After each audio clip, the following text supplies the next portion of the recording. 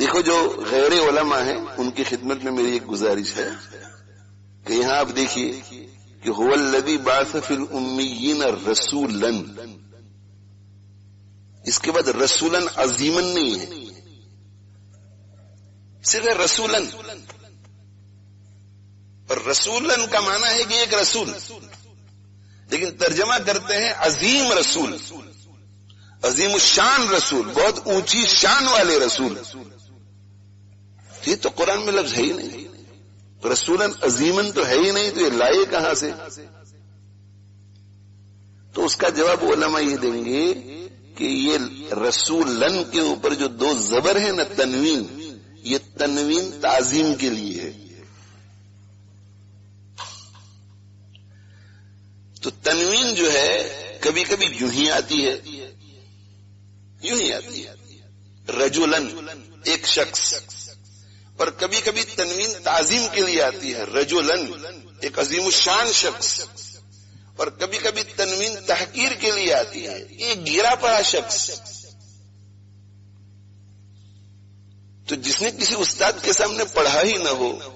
اسے پتا کیسے چلے گا کہ یہاں رجلاً کے اوپر جو تنوین آ رہی ہے وہ آرڈینری تنوین ہے یا تعظیم والی تنوین ہے یا تحقیر والی تنوین ہے؟ یہ بات کہہ کر میں کیا عرض کرنا چاہتا ہوں؟ یہ عرض کرنا چاہتا ہوں کہ یہ تفسیر جو ہے، تفسیر جس طرح قرآن مجید کے حروف بڑی حفاظت کے ساتھ اللہ کے نبی صلی اللہ علیہ وسلم سے لے کر ہم تک طبقہ در طبقہ اور جنریشن آفٹر جنریشن ہم تک پہنچے ہیں، اسی طرح اس کی تفسیر بھی وہاں سے یہاں تک پہنچی ہے. یہ اتنا آسان کام نہیں ہے کہ آپ قرآن لے کر کے بیٹھ جائیں، اور چونکہ آپ نے عربی زبان سیکھ لی ہے، آپ کو صرف عربی آتی ہے، تو آپ کہیں کہ بھئی اب مجھے کسی عالم سے تفسیر سمجھنے کی ضرورت نہیں ہے، کسی تفسیر کی کتاب کی طرف مراجعات کرنے کی ضرورت نہیں ہے. هو الذی بعث فی الامیین رسولا منہم، مجھے تو ہوا کا معنی بھی معلوم ہے، الذی کا معنی بھی معلوم ہے، بعث کا معنی بھی معلوم ہے، پھر ایسا نہیں. اور جب عربوں کے لیے یہ کہا جاتا ہے کہ عربی معلوم ہے، وہ بھی کسی سے تفسیر پڑھے بغیر تفسیر نہیں سمجھ سکتا، تو جن کو عربی معلوم ہی نہیں ہے وہ قرآن مجید کا ترجمہ پڑھ کر بغیر کسی سے تفسیر پڑھے تفسیر کیسے کر سکتے ہیں؟ ہے کچھ لوگ جو تفسیر کے سرکل چلاتے ہیں، اور وہ پورے گروپ کے اندر ایک بھی عالم نہیں ہوتا، ایک بھی کسی مدرسے میں پڑھا ہوا نہیں ہوتا، ایک بھی کسی دوسرے عالم سے پڑھا ہوا نہیں ہوتا، اور شاذ و نادر ہے ان میں کوئی عربی کے دو چار الفاظ جاننے والا ہوتا ہے. ایجوکیٹڈ لوگ ہوتے ہیں، یونیورسٹی کا کوئی پروفیسر ہے، کوئی یونیورسٹی کا لیکچرر ہے، کوئی کالج کا ہیڈ ماسٹر ہے، کوئی ڈاکٹر ہے، کوئی تاجر ہے، کوئی بزنس مین ہے، اور بیٹھ جاتے ہیں سرکل میں، قرآن مجید کا ترجمہ دیکھتے ہیں، اور ترجمہ پڑھنے کے بعد واٹ از یور اوپینین؟ تو کسی ملک کے کسی قانون میں کسی کے اوپینین کی جب گنجائش نہیں ہوتی تو احکم الحاکمین کے قانون میں کسی انسان کے اوپینین کی کیسے گنجائش ہو سکتی ہے؟ یہ تفسیر کا طریقہ بہت غلط ہے. تفسیر کا صحیح طریقہ کیا ہے؟ تفسیر کا صحیح طریقہ یہ ہے کہ تفسیر ان لوگوں سے سیکھی جائے، پڑھی جائے جنہوں نے تفسیر پڑھی ہے اور سیکھی ہے.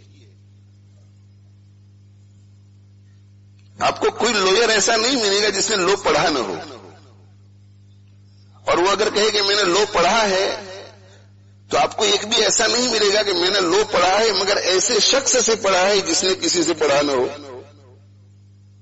یہ پوری چین ہوتی ہے. میں نے لو اس ٹیچر سے پڑھا ہے، انہوں نے اس سے پڑھا ہے، انہوں نے اس سے پڑھا ہے، انہوں نے اس سے پڑھا ہے. اسی طرح ڈاکٹری، اسی طرح کسی بھی سائنس کو لے لو آپ، بس اللہ جل جلالہ عم نوالہ کی کتاب بیچاری ایسی مسکین رہ گئی ہے کہ اس میں اس کا احتیاط نہیں کیا جاتا۔ ہاں، قرآن مجید کی کچھ آیات ہیں جو بہت ہی آسان ہے، جن کا تعلق تذکیر سے ہے، دلوں کو نرم کرنے سے ہے، فکر آخرت پیدا کرنے سے ہے، تو اس کی موٹی موٹی بات جو ہے وہ ہر شخص کو ترجمے سے بھی سمجھ میں آ جاتی ہے۔ والذین آمنوا وعملوا الصالحات اولئک اصحاب الجنۃ هم فیہا خالدون۔ وہ لوگ جو ایمان لے آئے، جنہوں نے اچھے اچھے کام کیے، یہ جنتی لوگ ہیں، وہ اس میں ہمیشہ رہیں گے۔ اب اس کے بارے میں اگر آپ آپس میں تفسیر کر لیں کہ اس میں یہ کہا جا رہا ہے کہ جو ایمان لے آئے اور ایمان لانے کے بعد برے کاموں سے بچے اور اچھے اچھے کاموں کو کرے تو اللہ اس کو جہنم میں نہیں بھیجے گا بلکہ جنت میں داخل کرے گا، اور وہ جنت ایسی ہوگی جو کبھی ختم نہیں ہوگی، ہمیشہ رہے گی، اس کی گنجائش ہے۔ لیکن قرآن تو احکام سے بھی بھرا پڑا ہے، احکام کی آیات کی تفسیر کرنے کا کسی کو اختیار نہیں ہے۔ علماء کرام بھی اپنی مرضی سے تفسیر نہیں کرتے، علماء کرام ناقلین ہیں، ناقلین، وہ بھی نقل کرتے ہیں اوپر والی تفسیر۔